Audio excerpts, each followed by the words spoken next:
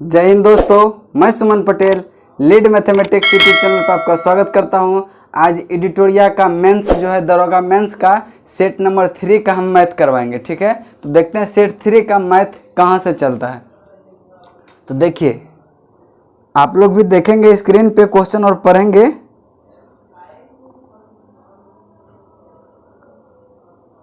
देखिए, पहला number question जो है वो 81 नहीं 82 से दिया हुआ है, 82 से। ठीक है, 82 नंबर देखते हैं क्या है।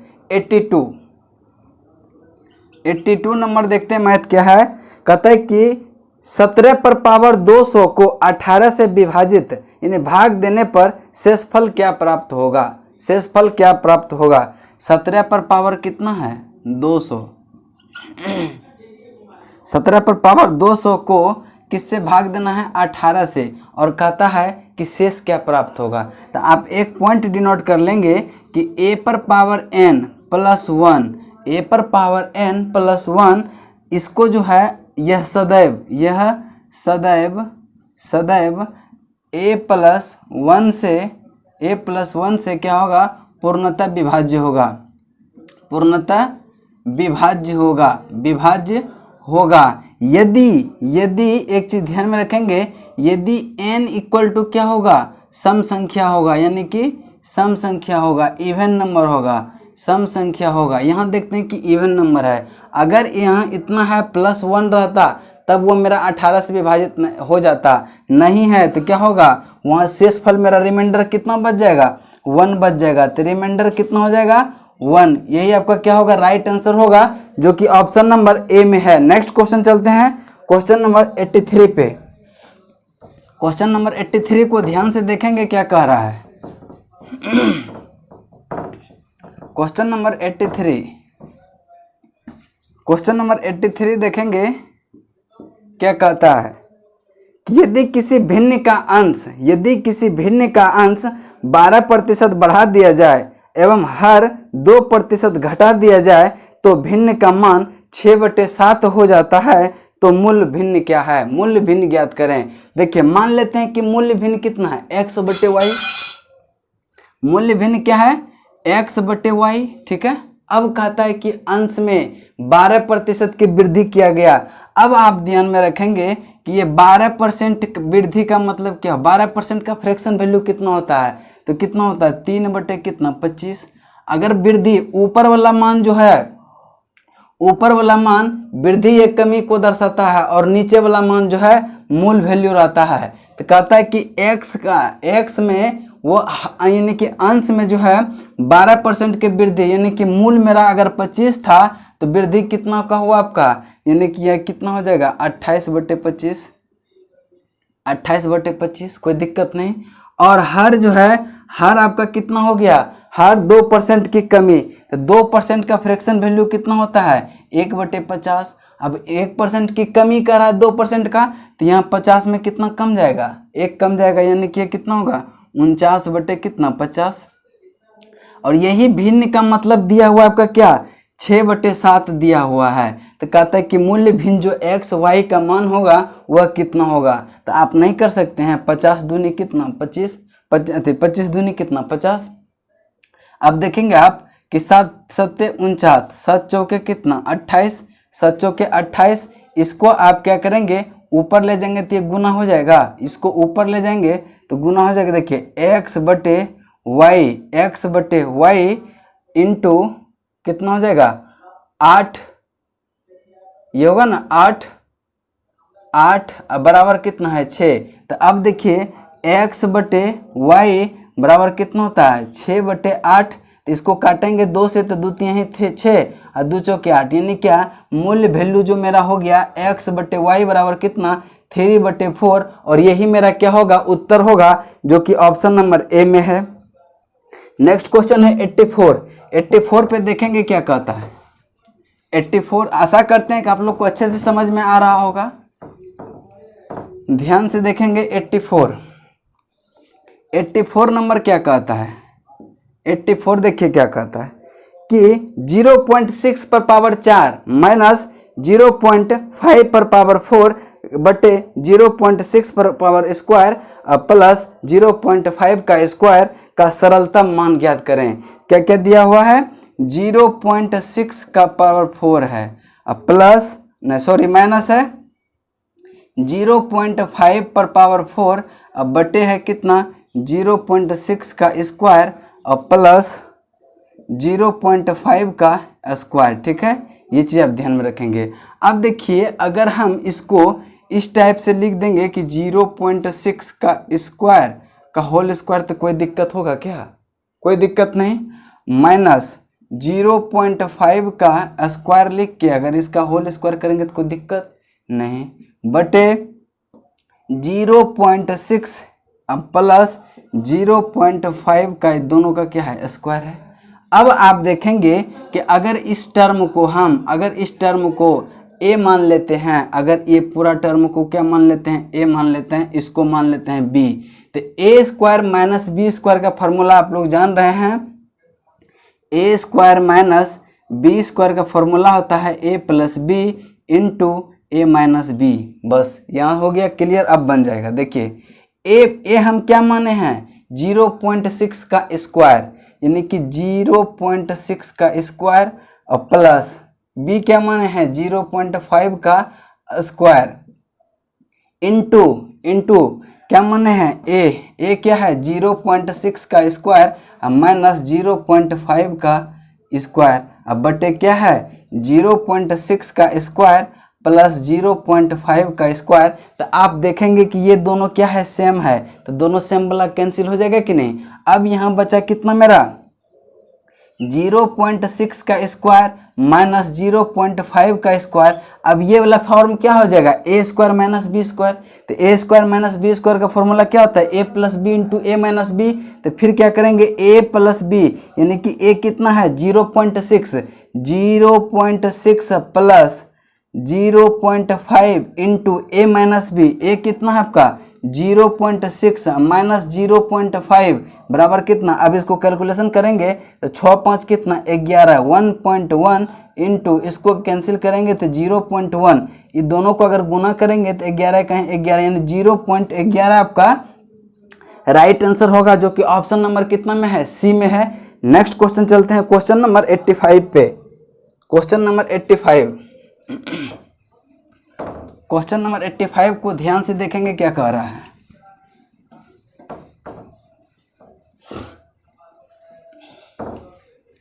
क्वेश्चन नंबर 85,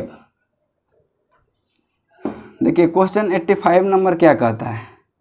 यदि f of x equal to log x base e, तो f ऑफ e पर पावर 100 का मान क्या होगा? देखिए कहता है कि f of x equal to दिया हुआ कितना? log x बेस है e, तो कहता है f of e to the power 100 का वैल्यू क्या होगा? तो जहाँ जहाँ e x है ना, वहाँ क्या करेंगे? e पर पावर 100 पुट कर देंगे। ठीक है, तो यहाँ अगर हम पुट करते हैं तो f ऑफ e पर पावर 100। अब यहाँ भी देखिए x के जगह हम क्या पुट करेंगे? x के जगह पुट करेंगे e पर पावर कितना? 100, e पर पावर 100। तो अब देखिए ये log e पर पावर 100 को क्या लिख सकते हैं हम? इसको इधर गुना में लिख देते हैं, यानी इसका फॉर्मूले होता है 100 log e to the power e। ये हो गया, यानी कि 100 log e बेस e, यानी इसको हम इस टाइप से लिख सकते हैं, कोई दिक्कत नहीं। अब देखिए log e बेस e, अगर दोनों का बेस सेम रहे तो उसका वैल्यू हमेशा 1 होता है। तो क्या 100 इंटू 1 करेंगे तो क्या हो जाएगा आपका? 100 राइट आंसर होगा कि नहीं? 100 राइट आंसर होगा, यही आपका क्या हो जाएगा? उत्तर हो जाएगा। ठीक है, और अब चलते हैं हम। देखिए इस पे कुछ जो है इम्पोर्टेंट मतलब ये है पॉइंट है, उसको डिनोट कर लीजिए आप। एक दो को फॉर्मूला है लॉग पे। देखिए log b बेस b, दोनों का बेस अगर सेम रहे तो उसका वैल्यू कितना? 1 होता है। और आप log 1 बेस b, इसका मान कितना होता है? 0 होता है। और अगर बात करें log m इंटू n की, तो इसका क्या होता है? log log m plus log n, log n यहाँ बेस जो है वही सेम रह जाएगा, तो ये बेस सेम हो जाएगा। अगर बात करें हम कि log m बटे n, log m बटे m बराबर क्या होता है, तो log m minus log n, base दोनों सबका सेम रहेगा। तो यानी क्या होगा, ये चारों फॉर्मूला आप याद रखेंगे। उम्मीद है दरोगा में जो है इससे ज़्यादा क्वेश्चन नहीं पूछेगा, बस इसी पे बेस्ड रहेगा। ठीक है, तो यहाँ तक आप समझ गए होंगे। नेक्स्ट क्वेश्चन चलते हैं आपका क्वेश्चन नंबर कितना होगा, 85 के बाद 86 नंबर क्वेश्चन देखते हैं क्या कहता है। 86 का क्वेश्चन नंबर देखते हैं, 86 क्या है।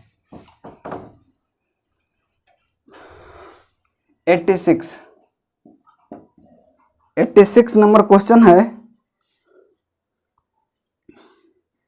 देखेंगे क्या कहता है कि तीन संख्या में से पहली संख्या दूसरी संख्या से दोगुनी है तथा तीसरी संख्या की आधी है। यदि तीनों संख्या का औसत 56 है तो पहली संख्या तीसरी संख्या का अंतर क्या होगा। बहुत सिंपल है। कहता है कि मान लीजिए तीन संख्या है, एक मान लीजिए, दूसरा मान लीजिए और ये तीसरा मान लीजिए, कोई दिक्कत नहीं। 1 2 3 संख्या है। कहता है कि पहली संख्या जो है वह दूसरी की दोगुनी है। अगर ये एक है तो ये क्या होगा, इससे दोगुनी होगी, 2 होगी। और कहता है तीसरी संख्या की आधी है, यानी कि अगर ये 4 होता तो ये 2 होता। यानी कि कह रहा है कि पहला संख्या जो है तीसरा से आधा होगा, तो क्या पहला संख्या का तीसरा संख्या दोगुना होगा कि नहीं, तो ये क्या है, 4 होगा। अब देखेंगे आप कि सारा कंडीशन सेटिस्फाइड कर रहा है कि नहीं। कहता है कि दूसरी संख्या से पहली संख्या जो है 2 गुना है, तो क्या ये 1 है तो ये 2 है। कहता है तीसरी संख्या से आधा है, यानी कि ये 4 है तो ये 2 है, कोई दिक्कत नहीं। अब देखेंगे, कहता है कि तीनों का औसत जो है 56 है। जब तीनों का औसत 56 है तो टोटल योग कितना हो जाएगा, टोटल योग कितना होगा, तो 56 गुना 3, 6 ही 18 के 8, 5 15, 1 16, 168। अब देखेंगे कि तीनों का योग यानी सम जो है मेरा कितना है, 168। तो कितना होगा, 2 1 3 4 7, यानी कि 7 यूनिट बराबर कितना, 168। तो 1 यूनिट बराबर कितना हो जाएगा, तो 7 दूनी 14 और 7 चौके 28, यानी 24। 1 यूनिट बराबर 24 है। तो कहता है आपका कि पहली संख्या और तीसरी संख्या का अंतर कितना होगा। पहली और तीसरी का अंतर कितना है, 4 में से 1 गया, 2 यूनिट। जब 1 यूनिट का वैल्यू आपका 24 है तो 2 यूनिट का वैल्यू कितना हो जाएगा, 2 यूनिट का वैल्यू कितना, 48 हो जाएगा। यही आपका क्या होगा, उत्तर होगा, जो कि ऑप्शन नंबर कितना में है, आपका बी में है। नेक्स्ट क्वेश्चन चलते हैं। क्वेश्चन नंबर आपका नेक्स्ट क्वेश्चन है क्वेश्चन नंबर 87। क्वेश्चन नंबर 87 को ध्यान से देखेंगे।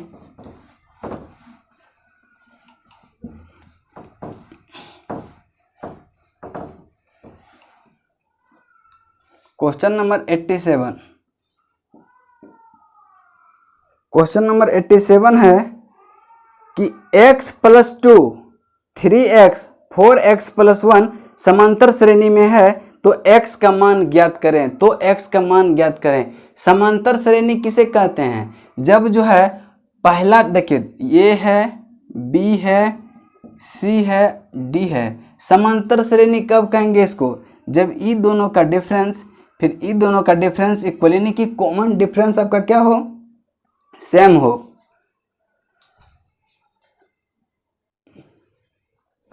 कॉमन डिफरेंस क्या होता है, दोनों का सेम होता है, यानी कि b - a = c - b = d - c। यही आपका क्या होता है, AP में होता है। अगर कॉमन डिफरेंस सेम है तो क्या होगा, वो AP में होगा।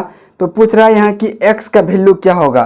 तो यहाँ क्या क्या दिया हुआ है टर्म, x + 2, 3x, 4x + 1।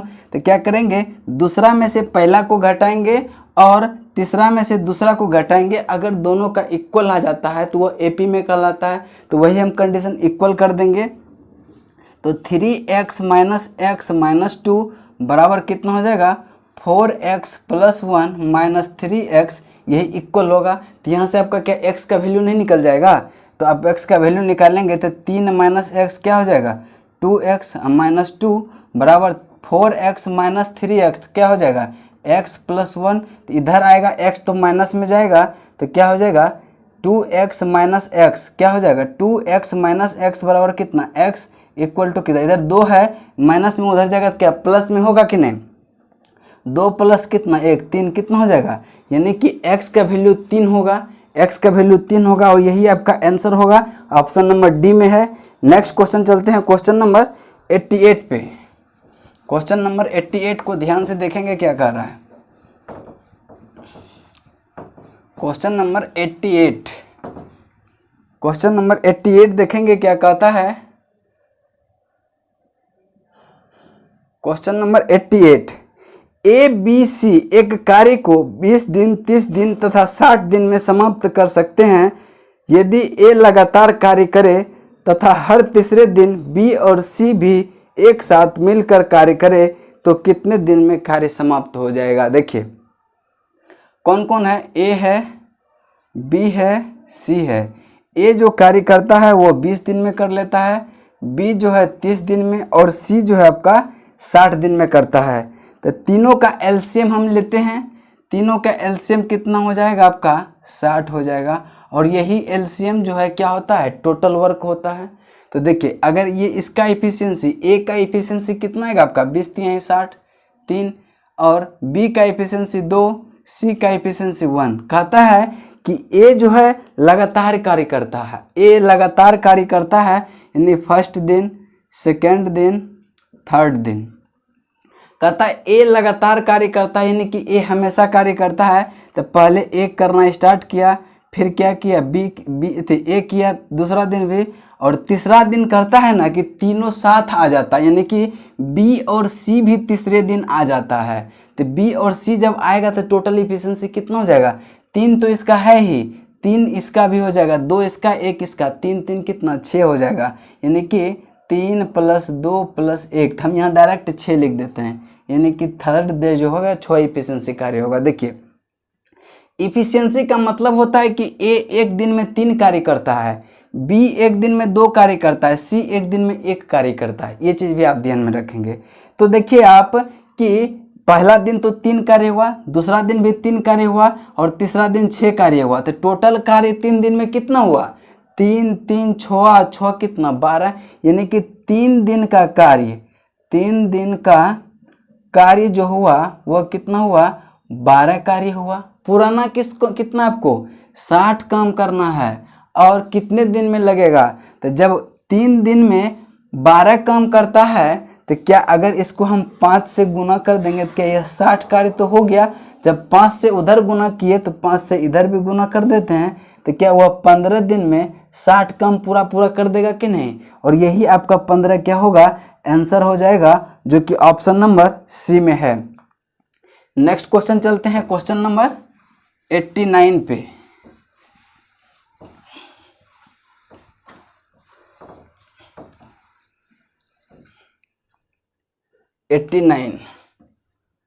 रुकिए थोड़ा दिख नहीं रहा है।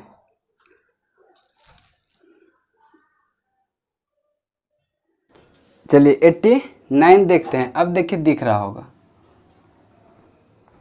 89 नंबर क्वेश्चन है कि 60 किलोमीटर प्रति घंटा की दर से गतिमान 750 मीटर लंबी ट्रेन को एक सिग्नल पोस्ट को पार करने में कितना समय लगेगा। तो समय बराबर आप जानते हैं समय बराबर क्या होता है दूरी बटे चाल, दूरी बटे चाल।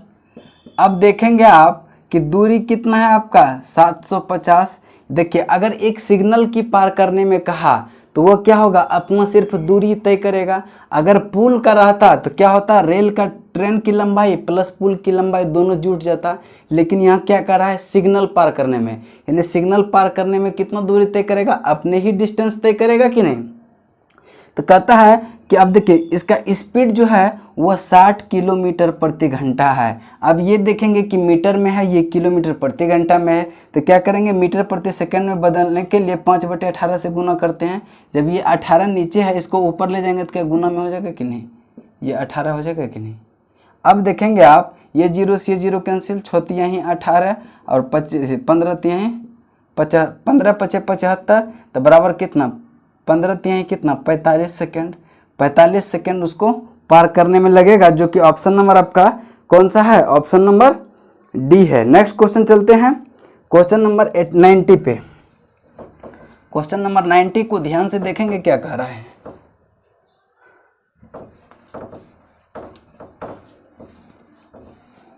क्वेश्चन नंबर 90 देखिए 90 नंबर है कि यदि 3 sin A = cos A - 26, यहाँ 3A का एक न्यून कोण है तो A का मान क्या होगा, A का मान क्या होगा। देखिए 3A कह रहा है, A का फॉर्मूला जानते होंगे कि sin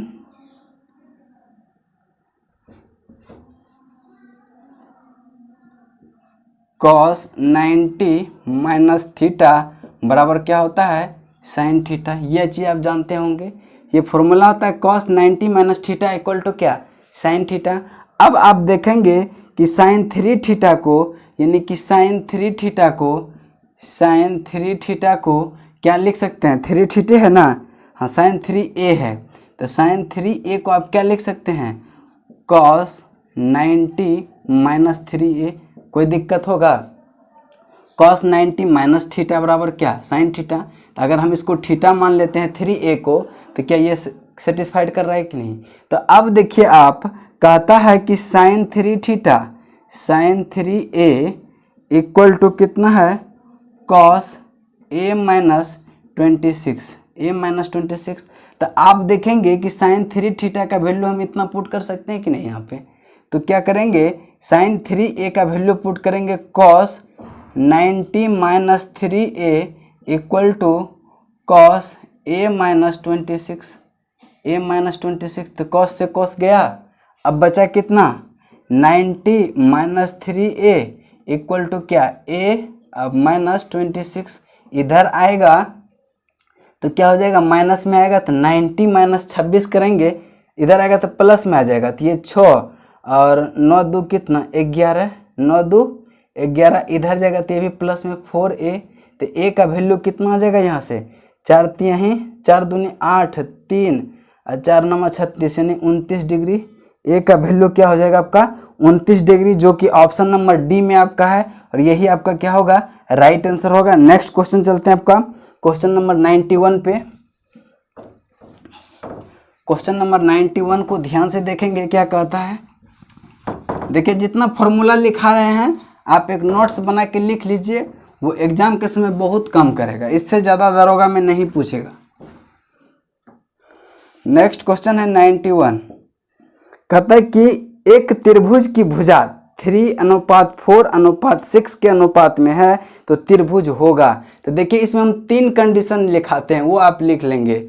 अगर किसी त्रिभुज की भुजा A है, B है, C है, और C जो है सबसे लार्जेस्ट भुजा है, यानी कि C = सबसे बड़ी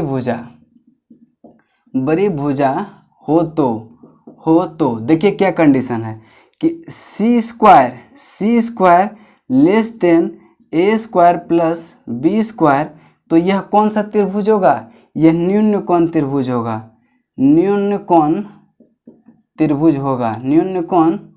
त्रिभुज होगा। और अगर C² = A² + B², तो यह क्या होगा समकोण त्रिभुज होगा। क्या होगा समकोण त्रिभुज होगा। और एक है C² = A² + B², तो ये क्या होता है अधिक कोण त्रिभुज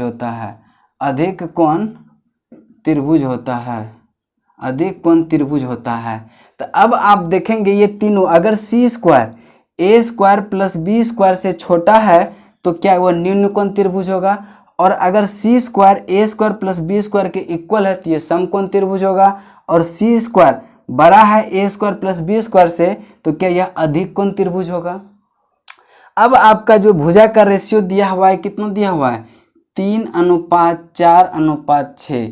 सी का मान हम क्या बोले थे कि लार्जेस्ट है, तो इसको हम सी मानते हैं। अब देखेंगे कि सी का स्क्वायर कितना, 6 का स्क्वायर 36, ए स्क्वायर प्लस बी स्क्वायर यानी 3 का स्क्वायर 9 प्लस 4 का स्क्वायर 16, 16 9 कितना 25। अब देखेंगे आप कि सी स्क्वायर का वैल्यू ए स्क्वायर प्लस बी स्क्वायर से क्या है, बड़ा है, तो यह क्या हो जाएगा, अधिक कोण त्रिभुज हो जाएगा, अधिक कोण त्रिभुज हो जाएगा, जो कि ऑप्शन नंबर आपका किस में है, सी में है, वही राइट आंसर होगा। नेक्स्ट क्वेश्चन चलते हैं, क्वेश्चन नंबर आपका 90 कितना है, क्वेश्चन नंबर 92 पे 92 नंबर क्वेश्चन देखेंगे ध्यान से।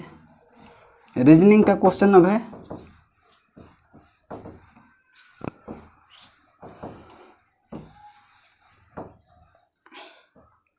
नाइन्टी टू का देखिए फिगर है, फिगर हम बनाते हैं।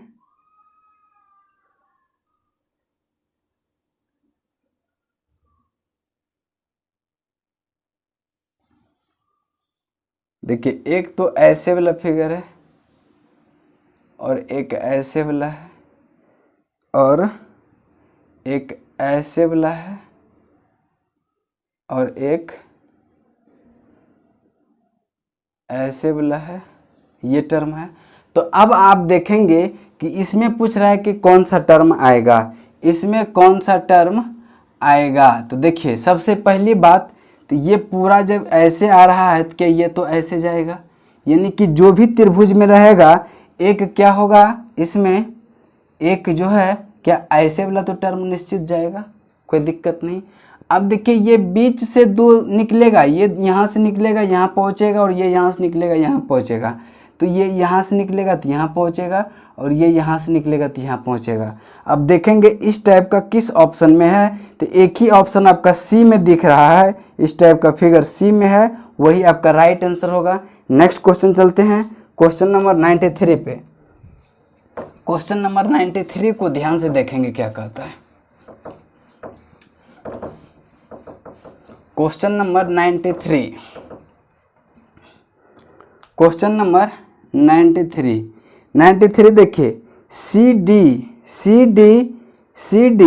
बी ए बी, फिर है सी डी। देखिए ध्यान से देखेंगे पीछे से आप, तो देखिए क्या हो रहा है कि लास्ट 3 है बी ए बी, और अब की बार जो है डी के जगह क्या हो गया, सी के जगह ए बैठ रहा है और डी के जगह क्या बी बैठ रहा है। तो लास्ट में देखेंगे कि सी के जगह क्या मेरा बैठ जाएगा, आप ए बैठ जाएगा, तो इसका राइट आंसर जो होगा वो कौन सा हो जाएगा, option number B, A B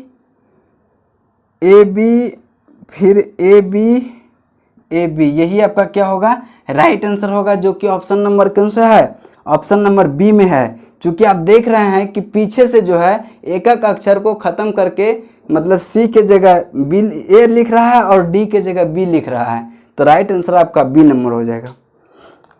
next question चलते हैं 94 पे। 94 को ध्यान से देखेंगे।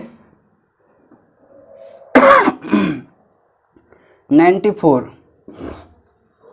देखिए इसमें भी एक फिगर है, इसमें एक फिगर है और ये आपका फिगर रहा।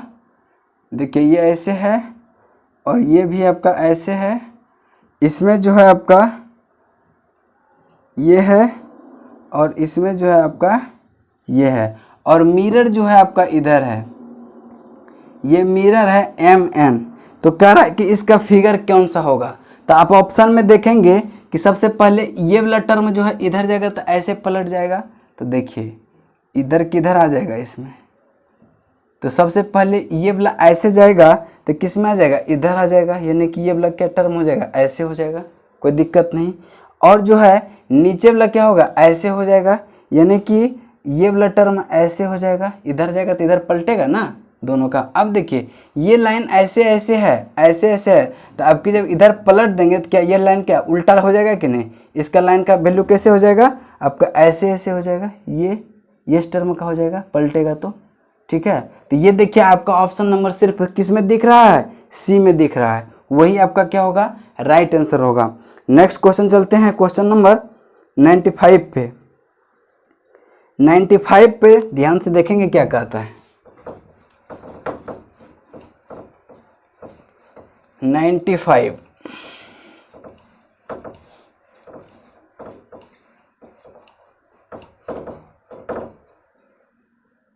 95 देखिए कहता है कि 24, पहले उसको लिख लेते हैं, 24 माइनस 4 भागा 6 और गुना 3 प्लस 4 अब इक्वल टू व्हाट है। सबसे पहले आप देखेंगे किस किस ऑपरेशन का यूज पहले हम कर रहे हैं। 24 माइनस को आप अथी में पढ़ेंगे क्वेश्चन में कि माइनस को क्या कहा जाता है, तो आप देखेंगे कि माइनस का अर्थ है भागा, तो माइनस की जगह हम क्या लिख देंगे, भागा 4। और भागा का अर्थ देखते हैं क्या है, भागा का अर्थ है प्लस 6 और गुना का अर्थ जो है, गुना का अर्थ है -3, प्लस का अर्थ है क्या, गुना 4। अब इसको आप सॉल्व करेंगे तो वही मेरा क्या होगा, उत्तर आएगा। तो 6 चौके 24 और प्लस 6 और -4 तिहाई कितना, 12, तो क्या हो जाएगा 12 - 12 इक्वल टू कितना, 0। यही आपका क्या होगा, उत्तर हो जाएगा। नेक्स्ट क्वेश्चन चलते हैं क्वेश्चन नंबर 96। 96 को ध्यान से देखेंगे। 96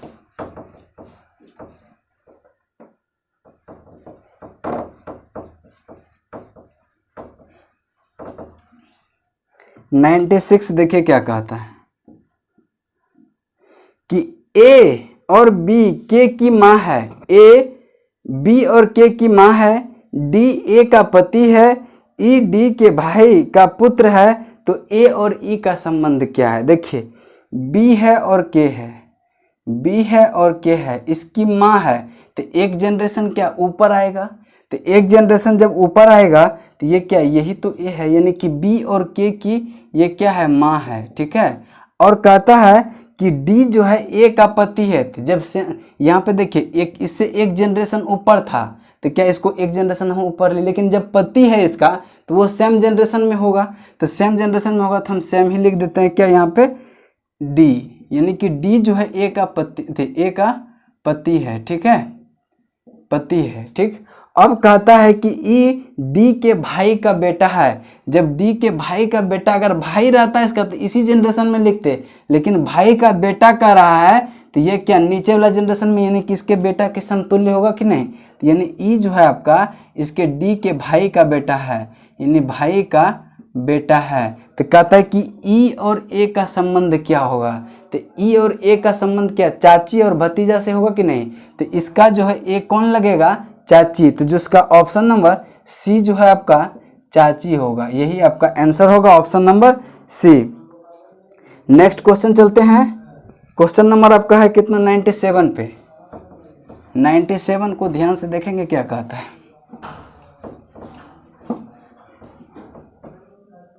97, ठीक है, 97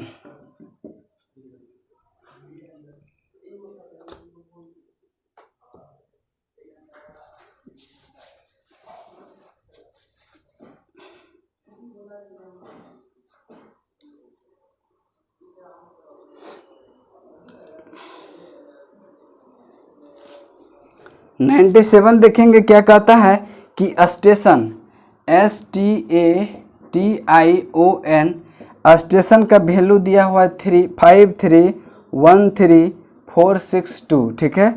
और इसका रेड का दिया हुआ है RED, रेड का वैल्यू दिया हुआ है कितना, 789। तो कहता है ट्रेन का TRAIN का वैल्यू क्या होगा। तो अब देखेंगे हम कि टी का वैल्यू क्या दिया हुआ है, दूसरा नंबर पे 3, आर का वैल्यू कितना दिया हुआ है 7, ए का वैल्यू कितना दिया हुआ है आपका 1, और आई का वैल्यू कितना दिया हुआ 1 2 तीसरा 4, और एन का वैल्यू कितना दिया हुआ है 2, यानी कि 73142, यानी कि ऑप्शन नंबर आपका कौन सा, सी आपका राइट आंसर होगा, जो कि ऑप्शन नंबर सी में है। नेक्स्ट क्वेश्चन चलते हैं 98 पे। 98 को ध्यान से समझेंगे, बहुत ही इंपॉर्टेंट क्वेश्चन है। 98 बहुत ही इंपॉर्टेंट क्वेश्चन है, उसको ध्यान से समझेंगे।